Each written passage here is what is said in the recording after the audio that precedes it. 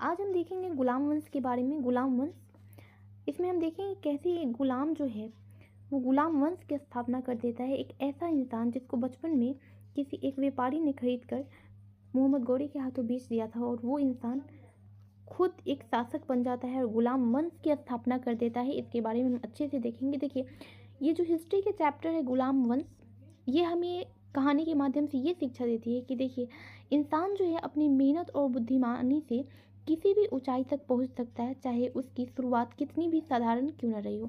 तो आइए हम गुलाम वंश के बारे में देखते हैं और उसको समझने का प्रयत्न करते हैं। यहाँ से एग्जाम में क्वेश्चन जो है डायरेक्ट पूछता है, इसलिए आपको गुलाम वंश को अच्छे तरीके से देख लेना चाहिए। ये हर एग्जाम में पूछता है, चाहे एसएससी हो, बीपीएससी हो, एसएससी जीडी, पीसीएस, यूपीएससी, सारे में गुलाम वंश जो है ये पूछता है। 1 या 2 नंबर का क्वेश्चन तो रहता ही है हर एग्जाम में। ओके, तो देखिए गुलाम वंश की स्थापना किसके द्वारा की गई थी। आप चाहे तो अपने सिलेबस भी चेक कर लीजिए, उसमें मिडाइवल हिस्ट्री होता है और मिडाइवल हिस्ट्री में आपका आता है गुलाम वंश। तो गुलाम वंश की स्थापना किसके द्वारा की गई थी, तो गुलाम वंश की स्थापना कुतुबुद्दीन ऐबक के द्वारा की गई थी। हमने कहा ना कि एक बच्चा होता है जिसको एक व्यापारी खरीद लेता है और व्यापारी दूसरे व्यापारी के साथ बेच देता है। वो दूसरे व्यापारी का नाम रहता है मोहम्मद गौरी, और वो जो बच्चा होता है जिसको बेचा गया रहता है वो बच्चा का नाम होता है कुतुबुद्दीन ऐबक, यानी ये एक गुलाम होता है। ठीक है, तो कुतुबुद्दीन ऐबक को बेच दिया जाता है किससे, तो मोहम्मद गौरी से।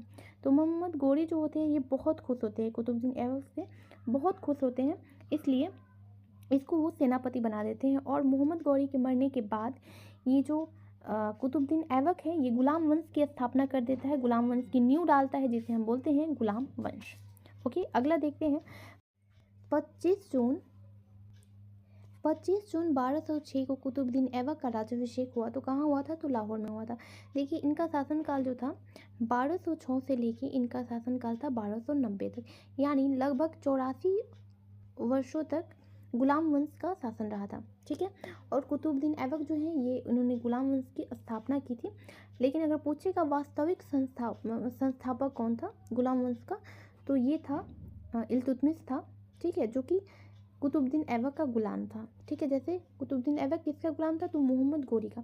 पूछे गुलामों का गुलाम कौन, यानी कुतुबुद्दीन ऐबक का गुलाम कौन, तो ये हो जाएगा इल्तुतमिश। ओके, आगे देखते हैं हम।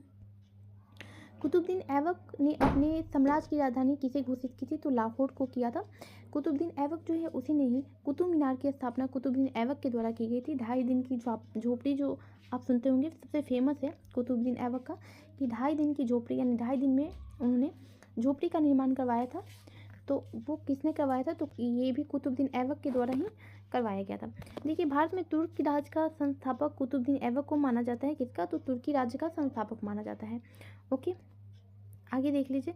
देखिए, इन्होंने सुल्तान की उपाधि नहीं धारण की थी, इसीलिए हम इन्हें वास्तविक संस्थापक नहीं कहते हैं। क्यों नहीं कहते हैं, अगर क्वेश्चन में पूछते कि इन्हें वास्तविक संस्थापक क्यों नहीं कहा जाता है गुलाम वंश का, ऑप्शन में देगा कि सुल्तान की उपाधि नहीं धारण करने की वजह से, तो आप उसी को ही टिक लगाइएगा, क्योंकि इन्होंने सुल्तान की उपाधि धारण नहीं की थी, जिसकी वजह से इन्हें वास्तविक संस्थापक नहीं कहा जाता है। फॉर एग्जाम्पल, आपने देखा होगा जैसे ही हमारे नरेंद्र मोदी जी पीएम बने हैं तो उसके ऊपर एक मोहर लगाती है, क्या नाम है, राष्ट्रपति जो द्रौपदी मुर्मू जी हैं, उन्होंने एक मोहर लगाया, जिसे उन्होंने बता दिया कि आप अब से आपका कार्यकाल स्टार्ट हो गया, अब आप फिर से नरेंद्र मोदी जो है वो पीएम बन गए। वैसे ही जो होता है, जो सुल्तान की उपाधि धारण करने वाला जो होता है, सुल्तान की उपाधि जो देता है, वो क्या करता है कि एक मोहर समझो मार देता है, कहता है कि आज से आप सुल्तान हुए, यानी आप वास्तविक संस्थापक हो गए। और यही जो कुतुबुद्दीन ऐबक था, इन्होंने सुल्तान की उपाधि नहीं ली थी, जिसकी वजह से इन्हें वास्तविक संस्थापक नहीं कहते। कुतुबुद्दीन ऐबक की उदारता, मतलब वो बहुत उदार थे। कुतुबुद्दीन ऐबक जो थे वो लाखों का दान देते थे, जिसकी वजह से उन्हें लाख बख्श कहा गया। ओके, और इनकी एक चीज़ ये थी कि बहुत अच्छा, मतलब एकदम सुरीली आवाज़ में कुरान पढ़ते थे, बहुत अच्छी आवाज़ में कुरान पढ़ते थे, जिसकी वजह से जो बड़े लोग जो होते हैं वो उनको कुरान ख्वाह कहते थे कि आप कुरान ख्वाह, आप बहुत अच्छे आवाज़ में कुरान पढ़ते थे। ठीक है, भारत की प्रथम मस्जिद जो है कुव्वत उल इस्लाम की स्थापना किसके द्वारा करवाई गई थी, तो कुतुबुद्दीन ऐबक के द्वारा की गई थी। 2.5 दिन का झोपड़ा और कुतुब मीनार भी कुतुबुद्दीन ऐबक के द्वारा। बाद में इल्तुतमिश जो है उसकी 2 मंजिल, 2.5 दिन की जो कुतुब मीनार है वो 2 मंजिल ही बना था। तब तक क्या हुआ कि ये मर गए। ठीक है, तब तक ये मर गए। उसके बाद फिर उस पर उस पर फिर कौन बनाया, तो उस पर इल्तुतमिश ने आके 4 मंजिला उसको बना दिया था। ठीक है। कुतुब, देखिए यहाँ पे अब देख लीजिए कि कुतुबुद्दीन ऐबक ने सूफी संत ख्वाजा मुइनुद्दीन बख्तियार काकी के नाम से कुतुब मीनार का निर्माण कराना प्रारंभ किया था, लेकिन इसका जो पूरा निर्माण था इल्तुतमिश के कार्यकाल में हुआ था। वहीं फिरोजा शाह जो है इनके कार्यकाल में किया गया था। उसके बाद जो फिरोजा शाह तुगलक है वो बिजली का झटका पड़ा था, बिजली का जो आता है ना वो क्या होता है, बिजली चमकता है, तो वहीं बिजली गिर गया था कुतुब मीनार पे, तो उसका थोड़ा क्षतिग्रस्त हो गया था। तो फिर जो फिरोज शाह तुगलक, ठीक है, इन्होंने क्या किया था कि इन्होंने उसको फिर से मतलब फिर से उसको अच्छा करवाया जो भी टूट फूट हुआ था। ओके। अब देखिए कुतुबुद्दीन ऐबक की मृत्यु कब हुई थी, तो इनकी मृत्यु हो गई थी कब, तो इनकी मृत्यु हुई थी 1210 में। बहुत कम एज में इनकी मृत्यु हो गई, मतलब बहुत, अभी 4 साल हुए ही थे इनको, 6 में ये बने और 4 साल बाद इनकी मृत्यु हो गई।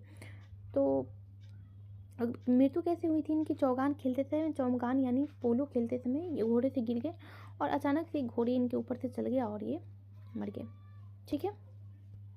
कुतुबुद्दीन ऐबक की मृत्यु के बाद उनके पुत्र जो थे, उनके पुत्र का नाम था आराम शाह, जो कि एक योग्य शासक नहीं थे, जिसकी वजह से जो इल्तुतमिश जो है इनको हटाकर अबदस्त कर यानी हटाकर खुद गद्दी पे बैठ गया इल्तुतमिश।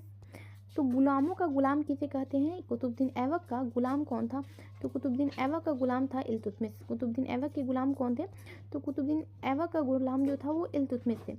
इन्हें यानी गुलामों के गुलाम अगर हम किसे कहें तो इल्तुतमिश को कहते हैं। ओके। इल्तुतमिश जो है वो सुल्तान बनने से पहले किस प्रांत का सूबेदार था, तो बदायूं का सूबेदार था इल्तुतमिश। दिल्ली सल्तनत का वास्तविक संस्थापक किसे माना जाता है, तो इल्तुतमिश जो थे, इल्तुतमिश ये दिल्ली सल्तनत का प्रथम सुल्तान थे जिन्होंने सुल्तान की उपाधि धारण की थी। ठीक है।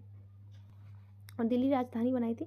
इन्होंने बगदाद की खलीफा से सुल्तान की उपाधि धारण की थी, इसलिए इन्हें वास्तविक संस्थापक माना जाता है इल्तुतमिश को।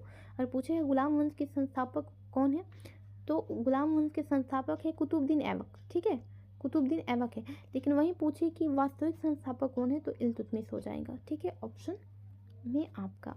देखिए इल्तुतमिश ने 40 योग्य तुर्क गुलामों को मिलाकर एक दल की स्थापना की, जिसे हम बोलते हैं चालीसा।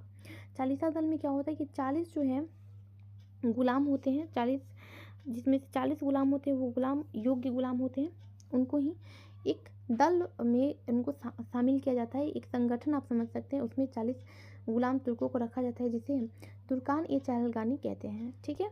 देखिए चंगेज खा क्वेश्चन में पूछे कि चंगेज खा कब आए थे, तो चंगेज खा जो है वो आए थे कब, तो इल्तुतमिश के मंगोल आक्रमणकारी जो थे चंगेज खा, ये भारत में आए थे इल्तुतमिश के शासनकाल में। इल्तुतमिश ने भारत की एकता व्यवस्था को प्रारंभ की थी। एकता एक अरबी शब्द है। ठीक है, ये भूमि को लेने वाले इकतार कहलाते हैं। ठीक है, ये भूमि से लेकर रिलेटेड एकता को लाया था किसने, तो इल्तुतमिश ने लाया था। एकता व्यवस्था को लाने वाले इल्तुतमिश थे। 1236 में दिल्ली के सल्तनत की नई गद्दी पर बैठने वाला प्रथम व अंतिम महिला शासिका कौन थी, तो रजिया सुल्तान हो जाएगी। देखिए ये इसलिए इम्पोर्टेंट है क्योंकि अब तक के शासनकाल में कोई भी मुस्लिम सुल्तान नहीं थी और बाद में भी कोई नहीं होगी, इसलिए बोल रहा है कि गद्दी पर बैठने वाली प्रथम व अंतिम मुस्लिम शासिका रजिया सुल्तान थी। किसकी बेटी थी, तो ये थी इल्तुतमिश की बेटी थी। और इल्तुतमिश चाहता था कि उनके मरने के बाद इनकी बेटी जो है वो सुल्तान बने, क्योंकि इनकी बेटी जो है वो एक योग्य शासिका थी, इसलिए वो चाहते थे कि बेटा इनका बहराम शाह था जो कि एक योग्य शासक नहीं था, इसलिए चाहते थे कि इनकी बेटी जो है रजिया सुल्तान ये गद्दी पे बैठे। रजिया सुल्तान बनने के बाद रजिया जो है एक याकुत गुलाम जो है गुलाम याकुत, इसको रजिया सुल्तान पसंद करती थी। ठीक है, तो इन्होंने क्या किया, इसको जैसे ही रजिया सुल्तान गद्दी पे बैठने के बाद इसे या अमीर आखुर पद पे इसको नियुक्त कर दिया, जिससे अमीर जो थे वो इनके विद्रोही बन गए। अमीर आखिर पद पे इसको नियुक्त कर दिया, तो अमीर जो थे ये नाराज़ हो गए इल्तुतमिश की बेटी रजिया से, क्योंकि ये गुलाम जो थे गुलाम याकुत थे, यानी याकुत जो था एक गुलाम था। तो ये जब अमीर आखिर पद पे नियुक्त हो गया तो इससे अमीरों जो है गुस्सा गए किस पे, तो ये गुस्सा गए रजिया सुल्तान पे और बाद में इसकी हत्या करवा देते हैं। देखिए यहाँ पे रजिया सुल्तान के विद्रोही कौन, तो विद्रोही अमीरों हो गए और रजिया की हत्या करवाकर दिल्ली के सल्तनत पर किसको बैठाया, तो रजिया के जो भाई थे बहराम शाह, इसको बैठाया गया। किंतु ये योग्य शासक नहीं था, इसलिए बाद में इसको हटा के नसरुद्दीन महमूद इनको बैठाया गया था, ठीक है, इनको बैठाया गया। ओके,